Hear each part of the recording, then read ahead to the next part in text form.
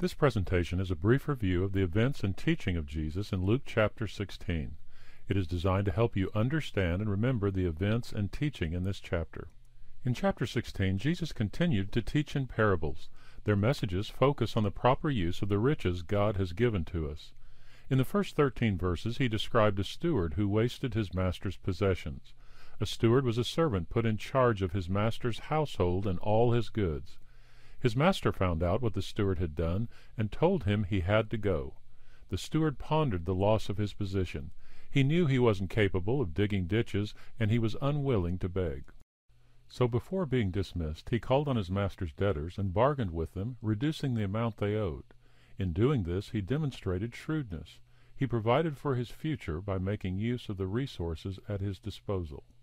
Even though the steward was dishonest in his dealings, Jesus noted his willingness to make the most of his present resources to prepare for the future. This is why his master praised him. Jesus then compared him to the sons of light, those who serve God in an honest way. He said that the sons of this world are shrewder in dealing with their generation than the sons of light. In verse 9 he urged his disciples to make friends for eternity by the rightful use of what they had. Jesus did not tell his disciples to imitate the dishonesty of the steward. He did tell them to use their position and their possessions to make friends for eternity.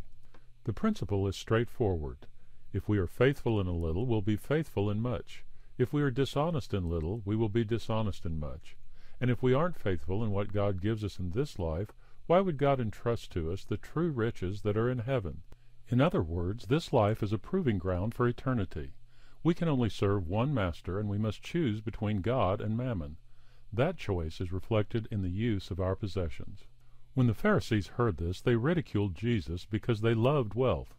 Jesus told them that God looked on their hearts, not their human achievement. He noted that up until the time of John the Baptist, the law and prophets had been taught, and these were not to be voided. However, the fulfillment of the law and prophets would be realized in the kingdom that Jesus preached. Jesus even applied these principles to marriage. He issued strict teaching about divorce and noted that one who divorced his wife and married another committed adultery, as did the person who married the woman he divorced. It is teaching that those who marry today should seriously consider before taking their vows. Jesus ends the chapter with another story, perhaps a parable. A rich man who lived in luxury and a sick beggar named Lazarus experienced a role reversal when they died.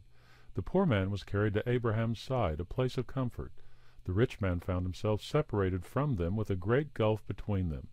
He was in torment and cried out for mercy, but his cry was refused. The rich man wanted to warn his brothers, but Abraham said that the only warning they would receive was in what Moses and the prophets had spoken. We need to learn now what this rich man learned at death. Our wealth does not guarantee us favor from God. When we die, our destiny is determined. Death does not change our character, and there are only two results that await us, either a comfort we receive in God's presence, or a condemnation that results in separation from God. This concludes chapter 16.